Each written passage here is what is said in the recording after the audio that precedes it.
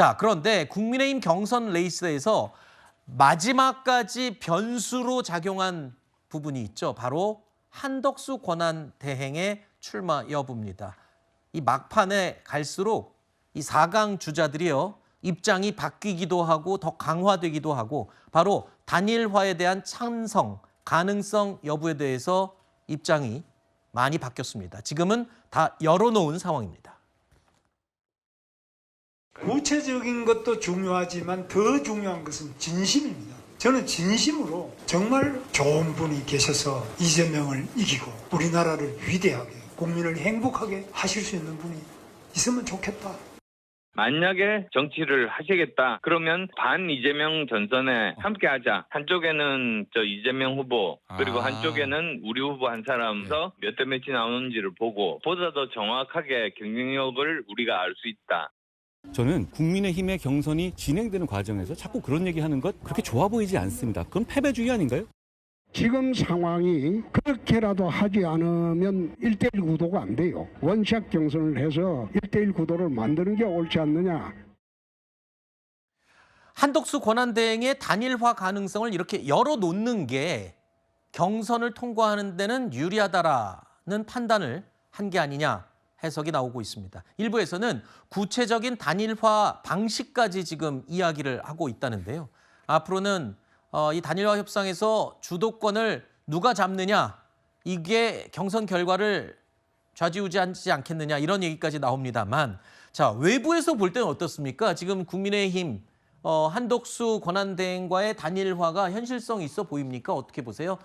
일단 제가 볼 때는 국민의힘의 이번 대선 경선을 어떻게 평가할 것이냐, 저는 흥행에 완전히 실패한 경선이다 이렇게 보고 있는데, 그 이유 중에 하나가 뭐냐면 국민의힘의 경선이 국민의힘의 대표 선수, 그래서 정권을 재연장시킬 수 있는 후보를 뽑는 것이 아니라 한덕수 권한대행과 누가 단일화를 잘할 수 있는 후보인가, 이것을 뽑는 경연장처럼 전락되어 버렸다. 그런 것들이 결과적으로 보면 한덕수 권한대행으로 시작해서 한덕수 권한대행으로 끝난 경선일 수밖에 없는 지금의 이러한 환경 속에서 과연 누가 된들 그것이 어떤 의미를 갖겠는가. 지금 보고 있는 많은 분들이 한덕수 권한대행이 언제 출마 선언을 할 것인가, 그리고 출마 선언 이후에 국민의힘의 후보와는 어떤 방식의 단일화가 가능할 것인가, 여기에만 온통 관심이 몰려 있다면 이번 국민의힘의 경선 과연 무엇을 위한 경선이었는가 묻지 않을 수 없다, 이렇게 봅니다. 무엇을 위한 경선인지 홍준표 후보가 아까 답을 했습니다. 이재명 대표를 이길 수만 있다면 이렇게 하겠다. 그게 답이었고요. 그런데 궁금한 게 있습니다. 저희 채널에 얘가 취재를 봤더니 손영택 국무총리 비서실장이 오늘 사직서를 제출할 것으로 알려졌어요. 이렇게 되면 뭔가 지금 캠프 꾸리고 구체적인 준비를 이제 착수를 했구나. 그러면 이제 언제냐의 문제인 거지, 이제 출마한다고 봐야 되는 거잖아요. 네, 그렇죠. 저거는 반드시 출마를 할 수밖에 없는 상황으로 가 있다. 네. 이렇게 보시면 될 것 같고요. 지금 국민의힘의 후보들이 한덕수 대행과의 만약 나왔을 때 어떻게 단일화하는 그 과정을 이제 구체적으로 안을 제시하기 시작했잖아요. 네. 그건 이미 그거를 이제 변수가 아닌 상수를 상수다. 두고 있는 거로 보여집니다. 네. 아까 하신 말씀에 대해서 한 가지만 좀 말씀드리면, 저도 개인적으로는 네.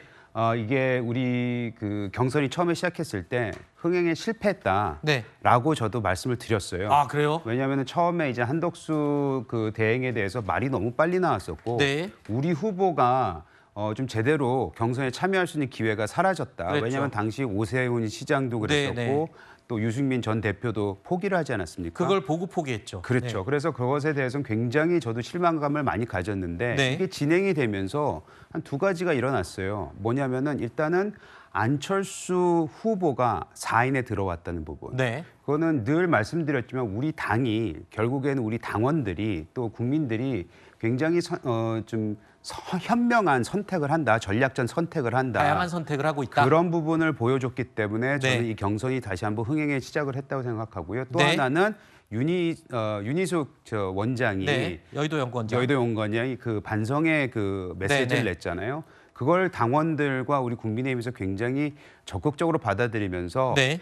기간은 짧게 남았지만 그럼에도 불구하고 이것이 계엄과 탄핵을 건너갈 수 있는 그걸 뛰어넘을 수 있는 상황으로 가기 있기 때문에 저는 경선이 이제는 저의 처음에 했었던 그런 생각보다는 훨씬 더 의미 있는 경선으로 됐다. 네. 거기에 이제 한덕수 대행까지 나중에 빅텐트를 어떻게 치냐에 따라서 네. 저는 의미 있는 대선이 될 수 있겠다고 생각합니다. 한덕수 권한대행의 출마 여부가 군불만 뗄 때는 보수 지지층에서는 굉장히 부정적이고 그리 듣고 싶지 않은 이야기처럼 치부가 됐었는데 이게 경선이 막바지에 접어들면서 현실화로 접어들면서 이거는 해야 되는 건가? 뭐 이런 분위기가 다시 형성되는 게 아닌가 싶습니다. 한덕수 대행 이번 주에 정치 원로인 정대철 헌정 회장과 만날 예정인데요. 호남 민심을 의식한 행보가 아니냐 뭐 이렇게 해석하기도 합니다만 저희 채널 A가 취재해본 바에 따르면요.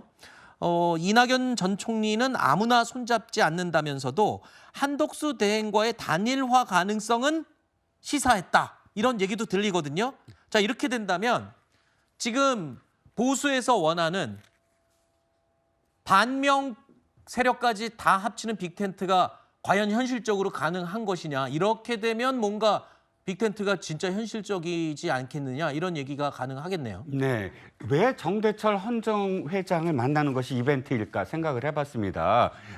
개헌이 떠올랐어요. 그러니까 정대철 헌정 회장이 그 직전에 이재명 후보와 만났는데 이재명 후보가 그때는 개헌을 수긍하고 받아들일 것처럼 하더니 바로 며칠 후에 입장을 바꾸더라. 여기에 대해서 정대철 회장이 아주 쓴소리를 했거든요. 그런데 지금 한덕수 권한대행이 와서 나간다 한다면 정대철 회장은 이렇게 얘기할 겁니다. 3년 이내 또는 1년 이내로 마무리 짓고 끝낼 거냐. 이렇게 해서 만약 대답을 한다면 이낙연 예를 들어서 새미래당 전 대표까지 포함을 해서 반명 텐트에서 개헌 텐트로 그러니까 네거티브에서 포지티브한 그런 텐트의 어떤 이슈를 전환하는 계기를 아마도 정대철 회장을 통해서 마련하려고 하는 게 아니냐. 그래서 권영세 지금 비상대책위원장이 만들어 주세요. 이 얘기가 개헌 텐트를 만들어 주세요. 이렇게 해석이 가능한 게 아닌가 싶습니다. 네.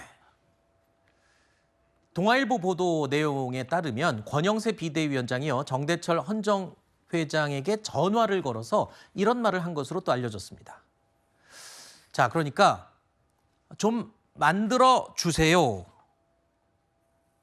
이게 무슨 뜻일까?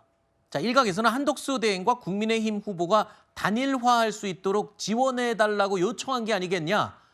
이런 해석이 나오면서 또 논란에 불씨를 지피고 있습니다. 만약에 그게 사실이라면 매우 부적절하다고 생각을 합니다. 4명의 후보가 지금 나와 있는 이 와중에 그러한 것이 바깥으로 나오면은 4명의 후보들은 그럼 뭡니까? 페이스메이커입니까? 이렇게 보기 때문에 저는 이게 사실이 아니라고 생각을 하는데 그렇게 했다고 하면은 저는 적절치 못한 그 행동이었다. 자, 그러니까 경선 중립성을 좀 흔들 수 있지 않겠느냐 이런 문제가 지적이 되자 권영세 비대위원장이요 야권 인사와의 반 이재명 빅텐트 구축에 힘써달라 뭐 이런 취지였다라고 해명을 하기도 했습니다.